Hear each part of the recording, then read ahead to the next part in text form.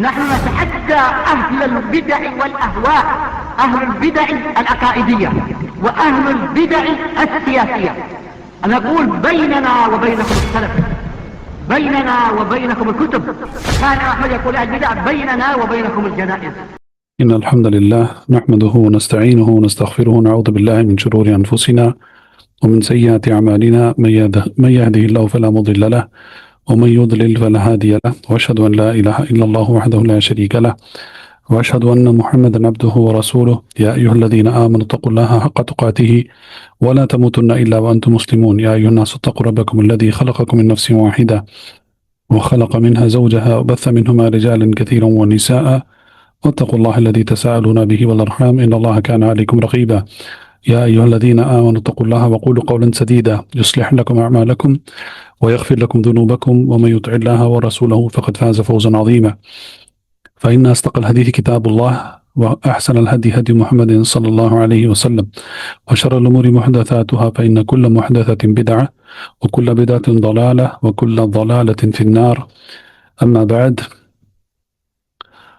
عمدۃ الاحکام یہ کتاب ہم پڑھ رہے ہیں جس کے مؤلف ہیں ابو محمد عبد الغنی بن عبد الواحد المقدسی رحمہ اللہ تعالی، اور کتاب الحج ہم پڑھ رہے ہیں، اور اس میں جو باب باندھے ہیں مؤلف رحمہ اللہ وہ ہے باب فسخ الحج الی العمرہ، یعنی کہ حج سے عمرہ کی نیت کر کے اس کو عمرے میں تبدیل کر لینا۔ اس کے متعلق ہم نے ایک حدیث پڑھی پچھلے درس میں، اور اس میں اس کی دلیل پیش کی گئی، اور یہ بات معلوم ہے کہ اللہ کے رسول صلی اللہ علیہ وسلم کے ساتھ جو صحابی آئے تھے جن کے پاس ہدی نہیں تھا، ان کو آپ صلی اللہ علیہ وسلم نے حکم دیا کہ وہ عمرہ کر لیں اور عمرہ کر کے احرام نکال دیں، کے بعد جب یوم الترویہ آئے گا تو پھر حج کے لیے احرام باندھ لیں۔ تو یہ ہم پڑھ چکے ہیں، تو اسی کے متعلق احادیث کا سلسلہ جاری ہے۔ تو یہاں پر جو دوسری حدیث لائے ہیں مؤلف رحمہ اللہ وہ ہیں وعن جابر رضی اللہ عنہما قال قدمنا مع رسول اللہ صلی اللہ علیہ وسلم ونحن نقول لبیک بالحج فأمرنا رسول اللہ صلی اللہ علیہ وسلم فجعلناها عمرة۔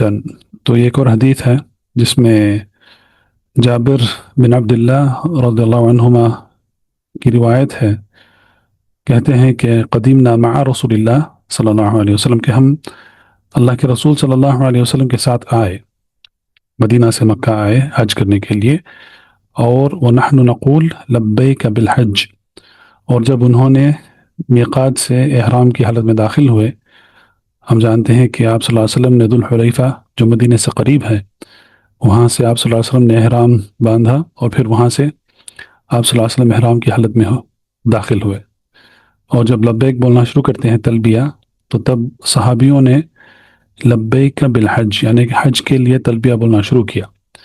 تو اس کے بعد آپ صلی اللہ علیہ وسلم نے حکم دیا فأمرنا رسول اللہ صلی اللہ علیہ وسلم فجعلناها عمرة، تو اس کے بعد ہم نے عمرہ کی نیت کر لی، اور عمرہ ختم کر کے، یہ وہ صحابی تھے جن کے پاس ہدی یعنی کہ جانور نہیں تھے، تو جن کے پاس جانور نہیں تھا ان کو آپ صلی اللہ علیہ وسلم نے حکم دیا کہ وہ عمرہ کی نیت سے ختم کر دیں اور احرام سے باہر آ جائیں۔ تو اسی کے متعلق ایک اور حدیث ہے۔ اس کے بعد جو حدیث لائے ہیں مؤلف رحمہ اللہ وہ ہے عن عبداللہ بن عباس رضی اللہ عنہما قال قدم رسول اللہ صلی اللہ علیہ وسلم اصحابہ صبیحة رابعة فأمرهم أن يجعلوها عمرة فقالوا يا رسول الله أي الحل؟ قال الحل كله۔ تو یہاں پر جو حدیث لائے ہیں عبداللہ بن عباس رضی اللہ عنہما کی حدیث ہے، کہتے ہیں قدم رسول اللہ صلی اللہ علیہ وسلم، اللہ کے رسول صلی اللہ علیہ وسلم آئے، مدینہ سے مکہ آئے، واصحابہ، اور آپ صلی اللہ علیہ وسلم کے صحابی رضی اللہ عنہم ان کے ساتھ تھے، صبیحۃ رابعۃ یعنی کہ ذوالحجہ کی 4 تاریخ کی صبح، رابعہ کا مطلب ہے چوتھا، تو 4 تاریخ تھی ذوالحجہ کی، تو صبح میں وہ داخل ہوئے مکہ۔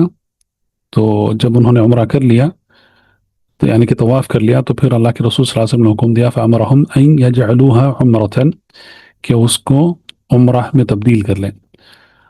تو جن کے پاس یہ بات دہرائی جا رہی ہے یہ ان کے لیے تھا جن کے پاس ہدی نہیں تھا، یعنی کہ جو حج القران نہیں کر رہے تھے اور الافراد بھی نہیں کر رہے تھے. فقالو، تو صحابیوں نے جن کے پاس ہدی نہیں تھا انہوں نے کہا یا رسول اللہ، اے اللہ کے رسول صلی اللہ علیہ وسلم، ای الحل. تو حل کا مطلب ہے احرام کا. یہاں پر احرام یعنی کہ وہ چیزیں جو حرام ہو جاتی ہیں ایک حج یا عمرہ کرنے والے کے لیے، اس کا ضد ہے الحل. تو حل کا مطلب ہے حلال سے. تو احرام حرام سے ہے اور حل حلال سے ہے. تو صحابیوں نے پوچھا ای الحل، کون سا؟ تو آپ صلی اللہ علیہ وسلم نے کہا الحل کلو، یعنی کہ یہ ان کے لیے ہے جنہوں نے حج تمتع کیا. تو حج تمتع کی تفصیل ہم پہلے پڑھ چکے ہیں کہ پہلے عمرہ ہوتا ہے، مکمل عمرہ شروع سے لے کر آخر تک، اور پھر اس کے بعد احرام کی حالت سے باہر آ جاتے ہیں. تو یہاں پر جب صحابیوں نے پوچھا آپ صلی اللہ علیہ وسلم سے تو آپ صلی اللہ علیہ وسلم نے کہا کلو، پورا مکمل طریقے سے احرام کی حالت سے باہر آ جاتے ہیں، یعنی کہ ہر وہ چیز جو حرام تھی سب حلال ہو جاتی ہے، سب جائز ہو جاتی ہے. تو کلو یعنی کہ مکمل طریقے سے. اس کے بعد والی جو حدیث ہے عن عروہ بن الزبیر قال سئل اسامۃ بن زید. تو اس سے پہلے بات گزری ہے، شاید سیرت کی کتاب نے ہمیں اس کو پڑھا تھا کہ عروہ بن الزبیر یہ تابعی ہیں اور عائشہ رضی اللہ عنہ کے بھانجے ہیں. ان کے والد الزبیر بن العوام رضی اللہ عنہ اور ان کی والدہ اسماء بنت ابی بکر، یعنی کہ عائشہ کی بہن تھی ان کی والدہ رضی اللہ عنہ اجمعین. تو یہ ان سے روایت مروی ہے جس میں انہوں نے کہا کہ اسامہ بن زید رضی اللہ عنہ سے پوچھا گیا وَأَنَا جَالِسٌ، اور میں بیٹھا ہوا تھا، کیف کان رسول اللہ صلی اللہ علیہ وسلم یسیر حین دفع. پوچھتے ہیں یہاں پر یہ موضوع جو ہے دوسرا موضوع ہے، لیکن یہاں پر جو بات پوچھی جا رہی ہے رسول اللہ صلی اللہ علیہ وسلم کے متعلق سے وہ یہ ہے کہ جب آپ صلی اللہ علیہ وسلم ایک جگہ سے دوسری جگہ جاتے حج میں، مینا سے عرفات، عرفات سے مزدلفہ، مزدلفہ سے مینا، مینا سے المسجد الحرام، تو ان یہ جو سیر ہے، یہ سیرو کا مطلب سیر سے ہے. تو سیر ہم جانتے ہیں ایک جگہ سے دوسری جگہ کو جانا، اس کو سیر کہتے ہیں، اردو میں بھی اسی کو سیر ہی کہتے ہیں. تو یسیرو کا مطلب ہے کہ آپ صلی اللہ علیہ وسلم کی سیر کیسی تھی. تو اس سے پہلے بھی یہ بات گزری ہے کہ رسول اللہ صلی اللہ علیہ وسلم نے اپنی اونٹنی پر بیٹھ کر حج کیا. تو اسی لیے اس کے متعلق پوچھا گیا کہ جب آپ صلی اللہ علیہ وسلم ایک جگہ سے دوسری جگہ جاتے تو کیسے جاتے؟ قال، تو اسامہ بن زید رضی اللہ عنہ یہ اللہ کے رسول صلی اللہ علیہ وسلم کے چاہیتے تھے، انہوں نے کہا کانا یسیر العنق. تو اس کا مطلب یہ ہے کہ وہ آرام سے جاتے تھے. فَإِذَا وَجَدَ فَجْوَةً نَصَّ، اور جب آپ صلی اللہ علیہ وسلم کو جگہ ملتی، فجوہ کا مطلب ہے جگہ، گیپ جس کو کہتے ہیں اردو انگریزی میں. تو اگر جب کوئی مکان، کوئی جگہ فارغ ملتی یعنی کہ وہاں پر لوگ نہیں ہیں، تو نصّ کا مطلب ہے کہ اس کو تھوڑی، یعنی کہ اونٹنی کو تھوڑی تیز رفتار سے آپ صلی اللہ علیہ وسلم لے کر جاتے. تو اس کی وضاحت بھی یہاں پر مؤلف رحمہ اللہ نے کیا ہے. العنق انبساط السیر، یعنی انبساط السیر کا مطلب ہے کہ سیر آرام سے کرنا، یعنی کہ جو نارمل رفتار جو ہوتی ہے اس رفتار سے کرنا. والنص فوق ذلك، اور نص کا مطلب ہے یہاں پر کہ اس سے کچھ تیز رفتار سے جانور کو لے کر جانا. تو یہ اللہ کے رسول صلی اللہ علیہ وسلم کی سنت کا طریقہ تھا. کہ اس سے پہلے بات گزری ہے کہ اللہ کے رسول صلی اللہ علیہ وسلم نے کہا حجۃ الوداع کے موقع پر یہ بار بار کہتے رہے کہ السکینہ السکینہ، سکون سے، اطمینان سے حج کرو، اطمینان سے کرو. سارے جو نسک ہیں، مناسک ہیں حج کے، اس کو آرام سے ادا کرو، اس میں جلد بازی مت کرو، اور اس میں ایسا نہ کرو جس سے دوسروں کو تکلیف ہو، پریشانی ہو، کیونکہ بھیڑ بہت ہوتی ہے حج میں۔ تو سبحان اللہ، یہ اللہ کے رسول صلی اللہ علیہ وسلم کی سنت ہے۔ تو آپ صلی اللہ علیہ وسلم جب ایک جگہ سے دوسری جگہ بھی جاتے تو اطمینان کے ساتھ، سکون کے ساتھ جاتے۔ اور علماء نے یہ بھی کہا ہے اس حدیث کی شروحات میں، مختلف علماء نے یہ بھی کہا ہے کہ اس میں ایک حج یا عمرہ کرنے والے کے لیے یہ ایک موقع ہوتا ہے کہ وہ اپنے نفس پر نگرانی رکھے، مراقبہ کرے، کیونکہ عبادت کے 3 ارکان ہوتے ہیں: محبت، الرجاء، امید، اور خوف۔ یہ 3 ارکان ہوتے ہیں عبادت کے۔ تو جب کوئی بھی عبادت کرنے والا، خصوصاً حج اور عمرہ، کیونکہ لوگ دور دور سے آتے ہیں اور کئی کو یہ صرف زندگی میں ایک بار موقع ملتا ہے، تو ان کو سکون چاہیے، اطمینان چاہیے، تاکہ وہ سارے الخوف والرجاء والمحبہ ان کا خیال رکھتے ہوئے وہ اپنی عبادت کریں۔ کیونکہ اگر یہ ہوتا ہے، بھیڑ ہوتی ہے، ڈھکلا ڈھکلی ہوتی ہے، پریشانی ہوتی ہے، تو انسان کا ذہن منتشر ہو جاتا ہے، تو اس کو ترکیز کرنے پر اس کو مشقت ہوتی ہے اس کو۔ تو اسی لیے یہ آپ صلی اللہ علیہ وسلم کی سنت ہے کہ آپ صلی اللہ علیہ وسلم کسی کو پریشان نہیں کیا۔ جیسا کہ یہاں پر بتایا جا رہا ہے کہ جب بھیڑ ہوتی، لوگ اللہ کے رسول صلی اللہ علیہ وسلم کی اونٹنی کے آگے ہوتے، تو آپ صلی اللہ علیہ وسلم اس کو کھینچ لیتے تھے، اونٹنی کی رفتار کم کر دیتے تھے۔ اور جب یہ جگہ ملتی، لوگ نہیں ہیں آگے جا سکتے ہیں، تو ایسی حالت میں آپ صلی اللہ علیہ وسلم اپنی اونٹنی کی رفتار تیز کر لیتے تھے۔ تو یہ سنت ہے۔ اور کئی علماء نے، خاص کر کے اس زمانے کے جو علماء ہیں رحمہم اللہ اور جو زندہ ہیں حفظہم اللہ، وہ کہتے ہیں کہ یہ سنت سے آج لوگ غافل ہیں۔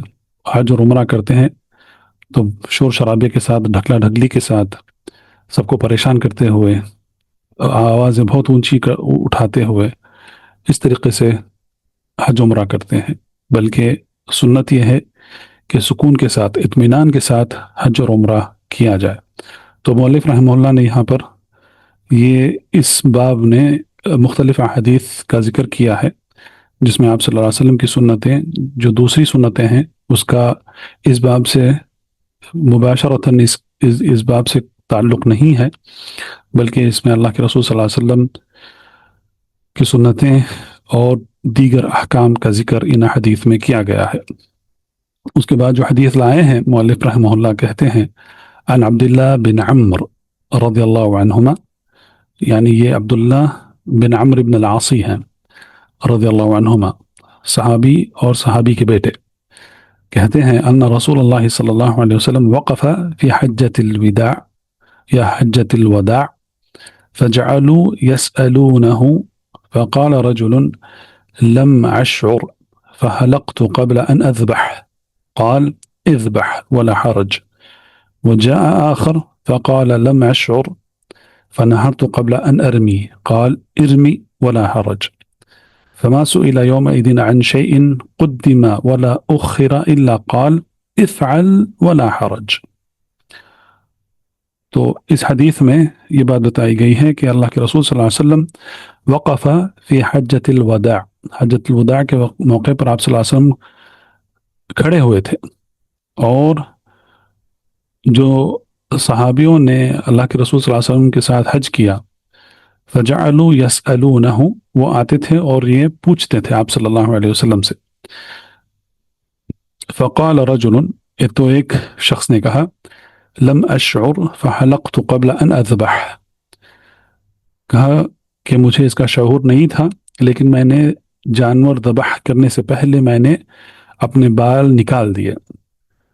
قال صلی اللہ علیہ وسلم، تو آپ صلی اللہ علیہ وسلم نے کہا اذبح ولا حرج، کہا کہ اس میں کوئی حرج نہیں ہے، جانور ذبح کر دو، کیونکہ اصل یہ ہے کہ پہلے جانور ذبح کرتے ہیں اور اس کے بعد بال نکالتے ہیں، بال نکالنا آخر میں ہوتا ہے۔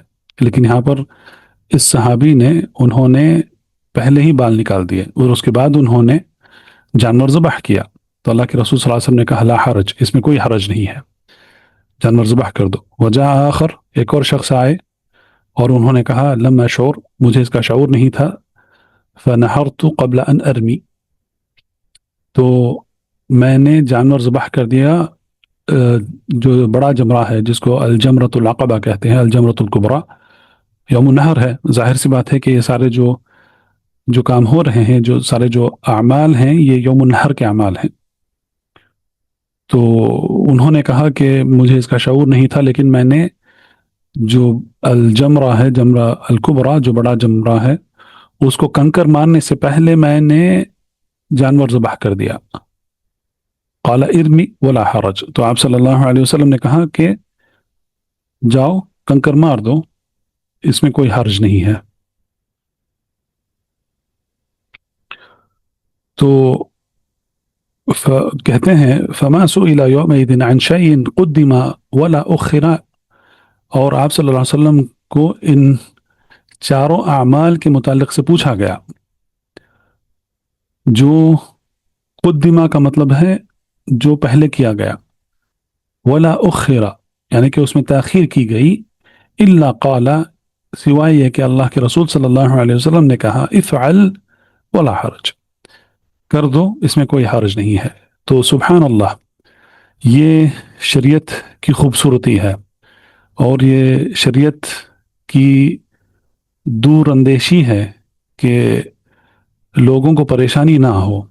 تو اگر اس میں یہ ترتیب میں سختی رکھی جاتی کہ نہیں، سب سے پہلے اس کو کنکر مارنا ہے، کیونکہ لوگ مینا سے آتے ہیں، یوم النحر ہے، تو اس سے پہلے بھی یہ بات گزری ہے کہ 4 اعمال ہیں یوم النحر کے۔ سب سے پہلے الجمرۃ الکبریٰ جو بڑا جمرہ ہے اس کو کنکر مارنا ہے سب سے پہلے، دوسرا جانور ذبح کرنا ہے، تیسرا طواف کرنا ہے، اور پھر اس کے بعد بال نکالنے ہیں۔ تو یہ 4 اہم اعمال ہیں جو یوم النحر کے دن کیا جاتا ہے۔ تو اگر اس میں سختی رکھی جاتی کہ نہیں ایسا ہی کرنا ہے، اسی ترتیب سے کرنا ہے، تو کیا لوگوں کے لیے اتنی بڑی مشقت نہیں ہو جاتی، بہت پریشانی کا معاملہ ہو جاتا۔ اس زمانے میں تو اللہ کے رسول صلی اللہ علیہ وسلم کے ساتھ تو 1,60,000 تقریباً صحابیوں نے حج کیا، لیکن آج لاکھوں کی تعداد میں لوگ آتے ہیں۔ تو اگر یہ اس ترتیب میں سختی رکھی جاتی کہ نہیں پہلے جمرہ جو ہے اس کو کنکر مارنا ہے، پھر جانور ذبح کرنا ہے، پھر طواف کرنا ہے، پھر بال نکالنا ہے، تو اگر ایسا ہی رہتا تو اس میں لوگوں کے لیے بہت بڑی مشقت ہو جاتی۔ ہاں، سنت کا طریقہ وہی ہے کہ اس میں ترتیب رکھی جائے، لیکن اس میں اجر ہے، سنت پر عمل کرنے کا اجر ملتا ہے، لیکن اگر اس کو تقدیم اور تاخیر یعنی کہ آگے پیچھے اگر اس کو کر لیا جائے تو اس میں کوئی حرج نہیں ہے، جیسا کہ اللہ کے رسول صلی اللہ علیہ وسلم نے کہا لا حرج افعل ولا حرج، کرو، اس میں کوئی حرج نہیں ہے۔ تو یہ رخصت ہے شریعت میں، اور خصوصاً حجاج کے لیے کہ کیونکہ یہ دن ایک دن ہوتا ہے اور اس ایک دن میں یہ سارے اعمال، ضروری اعمال ادا کرنا پڑتا ہے۔ تو اگر اس میں سختی رکھی جاتی کہ اسی ترتیب سے کرنا ہے تو امت محمدیہ کے لیے بہت بڑا مشقت کا سبب بن جاتا ہے یہ۔ تو اسی لیے یہاں پر آگے پیچھے کرنے میں کوئی حرج نہیں ہے۔ تو جو حج کرنے والے ہیں جو بھی کر سکتے ہیں وہ کر لیں، اس میں کوئی حرج نہیں ہے۔ اس کے بعد جو احادیث لائے ہیں مؤلف رحمہ اللہ، اس میں یہ حدیث ہے کہ عن عبد الرحمن بن یزید النخعی، تابعی ہیں رحمہ اللہ، کہتے ہیں انہ حج مع ابن مسعود، کہ انہوں نے عبداللہ بن مسعود رضی اللہ عنہ کے ساتھ حج کیا۔ فرآہ یرمی الجمرۃ الکبریٰ بسبع حصایات، تو انہوں نے دیکھا کہ عبداللہ بن مسعود نے الجمرۃ الکبریٰ جو بڑا جمرہ ہے، پہلا جمرہ ہے، اس کو انہوں نے رضی اللہ عنہ انہوں نے 7 کنکر مارے، اور انہوں نے یہ دیکھا فجعل البیت عن یسارہ ومنی عن یمینہ، تو یہ عبداللہ بن مسعود کا فعل تھا کہ انہوں نے جب کنکر مارا تو انہوں نے کعبے کو اپنے دائیں طرف رکھا، فجعل البیت یعنی کہ کعبۃ اللہ ان کے دائیں طرف تھا، ومنا عن یمینہ تو نہیں مینا دائیں طرف تھا اور بیت کعبۃ اللہ بائیں طرف، دائیں اور بائیں، تو مینا جو ہے وہ سیدھے ہاتھ طرف کی تھا دائیں طرف، اور بیت اللہ کعبۃ اللہ بائیں طرف، یعنی کہ جس کو ہم داوا ہاتھ کہتے ہیں اردو میں، تو اس کی طرف تھا یہ یسار اور یمین، فجعل البیت عن یسارہ، یسار نہ، تو یسار کا مطلب ہے بایاں ہاتھ اور یمین کا مطلب ہے دایاں ہاتھ۔ ثم قال، اور عبداللہ بن مسعود نے یہ کہا، ھذا مقام الذی انزلت علیہ سورۃ البقرہ صلی اللہ علیہ وسلم۔ تو عبداللہ بن مسعود نے یہ علم کا اضافہ بھی کیا کہ انہوں نے کہا کہ یہ وہی مقام ہے جس مقام پر اللہ کے رسول صلی اللہ علیہ وسلم پر سورۃ البقرہ کی بعض آیتیں جو حج کے متعلق ہیں وہ یہاں پر نازل ہوئی۔ تو یہ عبداللہ بن مسعود رضی اللہ عنہ کا طریقہ تھا، لیکن عموماً یہ دیکھا گیا ہے جو بھی حج کیے ہیں وہ جانتے ہیں کہ عموماً یہ کرتے ہیں کہ مینا کو دائیں طرف نہیں، مینا بائیں طرف ہوتا ہے اور کعبۃ اللہ کو دائیں طرف رکھتے ہیں، یعنی کہ تقریباً جو کنکر مارنے والے ہیں وہ کعبۃ اللہ کی طرف ان کا رخ ہوتا ہے، تو اس کے بعد وہ کنکر مارتے ہیں، لیکن عبداللہ بن مسعود نے یہاں پر ایسا کیا۔ اس میں کوئی یعنی اس میں اختلاف ہے علماء کا، بعض نے کہا ہے کہ ایسا بھی کرنا جائز ہے، لیکن سنت پر عمل کرنا وہ سب سے بہتر ہے۔ تو یہ ایک اور حدیث یہاں پر ذکر کی گئی ہے جو بابس کے متعلق نہیں ہے بلکہ دوسرے جو احکام ہیں نسک کے متعلق ان کا ذکر یہاں پر کیا گیا ہے۔ اس کے بعد جو حدیث لائے ہیں عن عبداللہ بن عمر رضی اللہ عنہما ان رسول اللہ صلی اللہ علیہ وسلم قال اللہم ارحم المحلقین قالوا والمقصرین یا رسول اللہ قال اللہم ارحم المحلقین قالوا والمقصرین یا رسول اللہ قال والمقصرین۔ تو یہاں پر جو حدیث لائی گئی ہے یہ بال نکالنے کے متعلق ہے۔ تو عبداللہ بن عمر رضی اللہ عنہما کہتے ہیں کہ رسول اللہ صلی اللہ علیہ وسلم نے کہا اللہم ارحم المحلقین، اے اللہ، محلقین کا مطلب ہے جو اپنے بال شیو کرتے ہیں، یعنی کہ کاٹتے نہیں ہیں، اس کو چھوٹے نہیں کرتے ہیں بلکہ مکمل طریقے سے ریزر یا بلیڈ سے اس کو شیو کر کے نکالتے ہیں، تو اس کو عربی میں حلاقہ کہتے ہیں۔ تو محلقین ایسا کرنے والے ہیں، تو رسول اللہ صلی اللہ علیہ وسلم نے ان کے لیے دعا کیا، اللہ کی رحمت ان پر ہو، ایسا دعا کیا۔ تو جنہوں نے بال چھوٹے کیے تھے، بال شیو نہیں کیے بلکہ چھوٹے کیے تھے، انہوں نے کہا قالوا والمقصرین یا رسول اللہ، تو اے اللہ کے رسول صلی اللہ علیہ وسلم جنہوں نے بال چھوٹے کیے ہیں ان کا معاملہ کیا ہے؟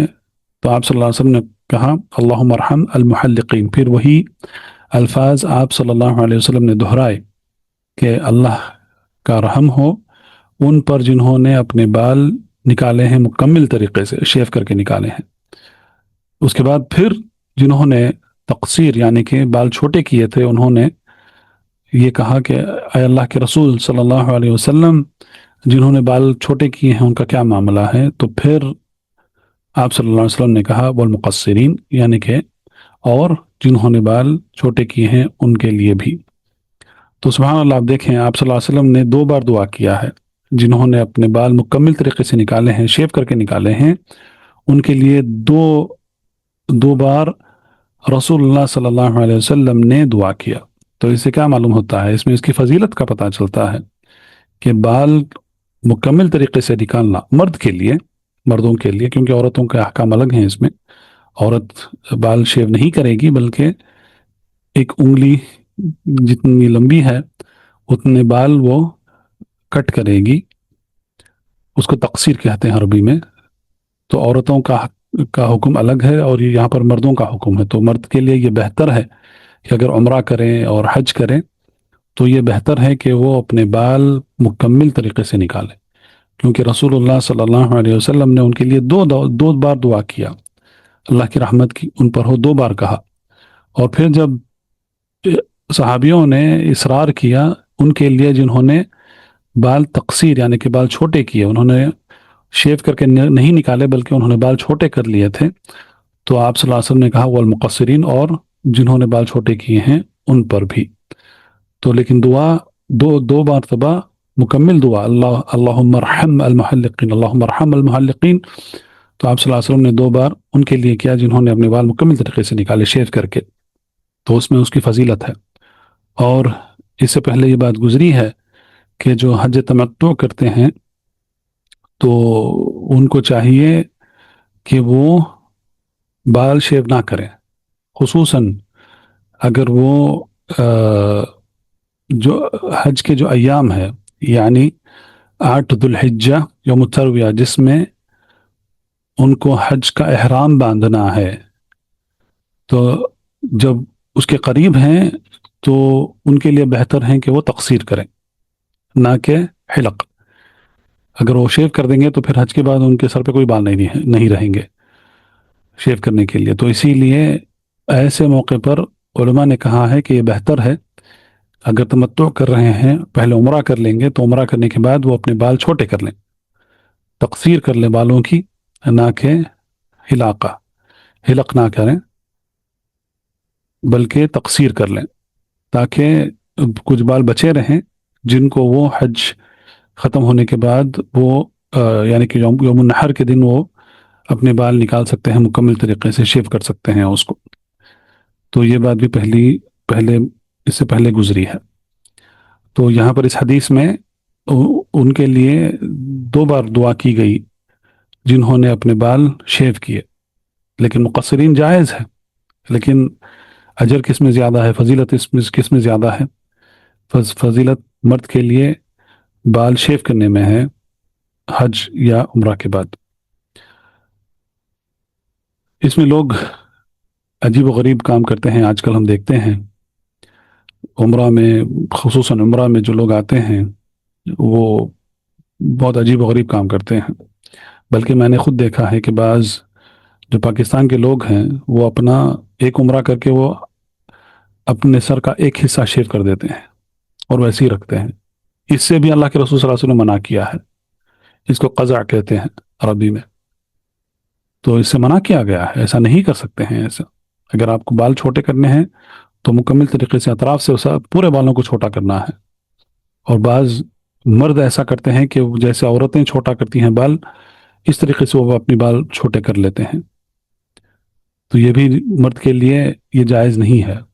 اگر چھوٹے کرنے ہیں تو اطراف سے ہر ایک بال چھوٹا ہو جائے سر کا، تو اس طریقے سے بال کو چھوٹا کرنا ہے. اگر کوئی دیکھے تو وہ کہے گا کہ تمہارے بال چھوٹے ہو گئے ہیں. سبحان اللہ، آتے ہیں لوگ اتنی دور سے آتے ہیں، اتنی محنت پڑھ کے، اتنے پیسہ خرچ کر کے آتے ہیں، اتنا وقت نکال کے کر کے آتے ہیں، اور پھر یہاں پر آ کر سارے اعمال پر پانی پھیر کر چلے جاتے ہیں اور ان کو اس کا شعور بھی نہیں ہوتا ہے. افسوس ہے. تو جو چھوٹا کرتے ہیں بال ان کو ان باتوں کا، ان احکام کا خیال رکھنا چاہیے. ایسا نہیں ہونا چاہیے کہ بال بھی کٹ گئے اور پتہ بھی نہیں چلا. ایسا بالکل جائز نہیں ہے. تو مقصرین یہ جائز ہے، لیکن افضلیت بال کو، مرد کے لیے بال کو مکمل طریقے سے نکالنے میں افضلیت ہے. لیکن صرف حج تمتع میں اس کا خیال رکھا جائے کہ اگر وقت بہت کم ہے عمرہ اور حج میں تو پھر وہاں پر تقصیر بہتر ہے. اس کے بعد والی جو حدیث ہے، عن عائشة رضی اللہ عنہ قالت حججنا مع النبي صلی اللہ علیہ وسلم فأفضنا يوم النحر فحاضت صفية فأراد النبي صلى الله عليه وسلم منها ما يريد الرجل من أهله فقلت يا رسول الله إنها حائض قال أحابي ستناهي قالوا يا رسول الله أفاضت يوم النحر قال اخرجوا وفي لفظ قال النبي صلى الله عليه وسلم عقرى حلقة أطافت يوم النحر قيل نعم قال فانفري. تو یہ جو مسئلہ ہے یہ مسئلہ بھی الگ ہے. تو اس میں ایک مسئلہ ذکر کیا گیا ہے جس میں عائشہ رضی اللہ عنہ کہتی ہیں کہ حججنا مع النبی صلی اللہ علیہ وسلم، تو ہم نے اللہ کے رسول صلی اللہ علیہ وسلم کے ساتھ حج کیا. فافضنا یوم النحر، تو یوم النحر کے دن ہم نکلے. تو یوم النحر وہی الجمرۃ الکبریٰ، اس کے بعد طواف کے لیے جاتے ہیں. فحاضت صفیہ، تو صفیہ رضی اللہ عنہ کو وہ ہوا جو عورتوں کو ہوتا ہے. فاراد النبی صلی اللہ علیہ وسلم منها ما يريد الرجل من اہلی فقلت یا رسول اللہ انها حائض. تو جب آپ صلی اللہ علیہ وسلم نے پوچھا تو عائشہ رضی اللہ عنہ نے کہا کہ ان کو یہ ہوا ہے. تو آپ صلی اللہ علیہ وسلم نے کہا احابستنا ہی، کیا انہوں نے ہمیں یعنی جکڑ دیا ہے. قالوا، تو آپ صلی اللہ علیہ وسلم سے کہا گیا یا رسول اللہ افاضت یوم النحر، یعنی کہ انہوں نے طواف مکمل کر لیا ہے. قال، تو افاضت کا مطلب ہے طواف الافاضہ جو یوم النحر کے دن کرتے ہیں. قال اخرجوا، تو آپ صلی اللہ علیہ وسلم نے کہا کہ نکل جاؤ. وفی لفظ قال نبی صلی اللہ علیہ وسلم، تو ایک اور لفظ میں یہ ذکر کیا گیا ہے قال نبی صلی اللہ علیہ وسلم عقرى حلقہ. تو یہ جو الفاظ ہیں دراصل اس کے معنی جو ہیں عربی میں الگ ہوتے ہیں، لیکن یہ وہ کلمات ہیں جو عرب ادا کرتے ہیں اس کو، لیکن اس سے مراد اس کا مقصد کچھ نہیں ہوتا ہے. جیسا کہ اس سے پہلے بات گزری ہے تربت یداک، کہ تمہارے ہاتھ دھول سے کور ہو جائیں، تو ایسا کہتے تھے. یا ثقلت کا امک، کہ تمہاری ماں تمہیں ڈھونڈتی رہ جائے. تو ایسے جو الفاظ ہیں یہ عرب کہا کرتے تھے، لیکن یہ اس سے کوئی یعنی کوئی مقصد نہیں ہے ان باتوں کا، لیکن بس یہ کہا کرتے تھے. تو عقرى حلقہ، عقرہ کا مطلب ہے کہ اس کا معنی کچھ اس طریقے سے بنتا ہے کہ جسم کا ایک طرف جو ہے وہ کام نہیں کرتا ہے. حلقہ جس کا حلق کٹ گیا ہو، تو عقرى حلقہ، تو بس ایسا ہی کہتے ہیں عرب. پہلے کے زمانے میں ایسا کہا کرتے تھے جیسا میں نے بتایا. ثقلت کا امک، تربت یداک، ایسے الفاظ ادا کیا کرتے تھے، لیکن اس سے مراد کچھ بھی نہیں ہوتا ہے. اطافت یوم النحر، تو آپ صلی اللہ علیہ وسلم نے پوچھا کیا صفیہ نے یوم النحر کے دن طواف کیا. قیل نعم، تو اس کے بعد آپ صلی اللہ علیہ وسلم سے بتایا گیا کہ ہاں انہوں نے طواف کر لیا ہے. تو آپ صلی اللہ علیہ وسلم نے کہا فانفری، یعنی کہ وہ نکل سکتی ہیں. تو اس میں جو مسئلہ ہے وہ یہ ہے کہ سب سے پہلا مسئلہ یہ ہے کہ اگر ایک عورت نے حج کیا لیکن اس نے طواف نہیں کیا، طواف الافاضہ جو یوم النحر کے دن کرتے ہیں. اب یہاں پر ہمارے پاس 3 طواف ہیں، طواف القدوم ہے، طواف الافاضہ ہے. طواف القدوم جب آتے ہیں تو وہ طواف کرتے ہیں، یہ سب کے لیے ہے. جو افراد کر رہا ہے وہ طواف کرے گا، لیکن سعی وہ اس میں تاخیر کر سکتا ہے یوم النحر کے دن تک. اسی طریقے سے جو حج قرن کر رہا ہے وہ طواف القدوم کرے گا، لیکن سعی تاخیر کر سکتا ہے یوم النحر تک. لیکن جو تمتع کر رہا ہے اس کو طواف القدوم کرنا ہی ہے اور اس کے ساتھ سعی کرنا ہی ہے، کیونکہ وہ عمرہ کر رہا ہے اور اس کے بعد وہ احرام کی حالت سے نکل جاتا ہے. اور جب یوم النحر ہوتا ہے، یوم النحر کے دن طواف الافاضہ کرتے ہیں. طواف الافاضہ سب کے لیے ہے کیونکہ وہ اس دن کا عمل ہے. اور طواف الافاضہ کے ساتھ بھی سعی کرتے ہیں. تو جو تمتع کرتے ہیں وہ طواف الافاضہ بھی کریں گے اور سعی بھی کریں گے. لیکن جو افراد اور قرن کر رہے ہیں، اگر ان کو بھی طواف الافاضہ کرنا ہی ہے اور ان کو سعی کرنا ہے، اگر انہوں نے طواف القدوم کے ساتھ انہوں نے سعی نہیں کیا ہے تو طواف الافاضہ کے ساتھ وہ سعی کریں گے. اور پھر اس کے بعد طواف الوداع ہے. طواف الوداع جو حجاج یا جو عمرہ کرنے والے ہیں وہ نکلتے، خاص کر کے جو حجاج ہیں ان کے لیے واجب ہے طواف الوداع. تو جب وہ مکہ سے نکلتے ہیں تو ان کو طواف کر کے مکہ سے نکلنا ہے. تو اس میں بھی بعض علماء نے یہ کہا ہے کہ یہ سب کے لیے ہے، واجب ہے، یہاں تک کہ جو عمرہ کے لیے آتے ہیں ان کے لیے بھی طواف الوداع جو ہے وہ واجب ہے.